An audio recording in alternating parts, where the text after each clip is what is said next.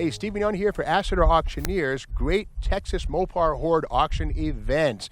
And this is item number 98, which is a 1962 Plymouth Savoy two-door post. Now that's the thing. If you're a Superstock Mopar enthusiast, you'll know these two-door posts are very hard to find. Now this one was born a slant six. There's the head pipe for the leaning tower of power right there, but it's got manual steering, manual drum brakes, and it was a 3-speed on the column car. The underhood area looks really nice. This has not been rusted. It's never had a V8, no cutouts here for fender wall headers. Doesn't mean you couldn't do that. That's what I would go with. The firewall looks really sweet. I don't see any perforations. This is just surface rust. I'll call that a Texas tan.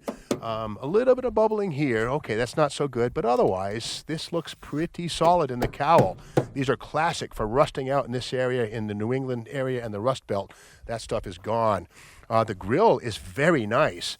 The headlight surrounds are pretty decent. These are available in reproduction. The bumper's pretty decent. The bumper guards are a little touch. Nice if you like glitz. If you're a Max Wedge guy, these things don't belong, but that's okay. The grille's beautiful. Not a bad piece at all. Front fender, again, has surface rust. We'll call that a Texas suntan. A little bit of rust down here, but again, banged up a bit, but surface rust. This could be straightened. I'd rather straighten metal like this than fix rust. Speaking of which, down here, not too bad. A little bit of a blister right there. The door, yeah, a little bit of raunch right here, but could be worse. It's a Plymouth, again, two-door post, and this is all surface right here. The door is nice underneath. I don't find any holes. Good stuff. Let's open her up and see inside. And, okay, this is not... Yeah, right here. This is where the parking pole would go. So this was born a 3-speed manual on the column. We can see the clutch and brake pedals down low. Here is somebody's effort to put in a floor shifter, probably a Hurst Indy or something like that. Underneath this stuff here, there's the hole. But this would have had a column shifted 3-speed manual. The buckets are not factory. Somebody's put them in there. But the floors look pretty decent. Again, this is a core for a Max Wedge clone waiting to happen. The two-door post body, again, is Max Wedge stuff. The quarter panel's down low. Yeah, a little hole there, but again, this patch material is available, no problem. The wheel lip is nice. It's never been rolled over for big fat tires. Still has the standard 2-piece rear axle, which is a love it, hate it situation. It is correct for a Max Wedge or slant 6 car, and there it is. The quarter panel's down low. Not too bad. A little bit of bubbling right here. Let's get the magnet out, see if there's any putty in this area. And no. And this is the original black paint, I would dare say. That's wonderful.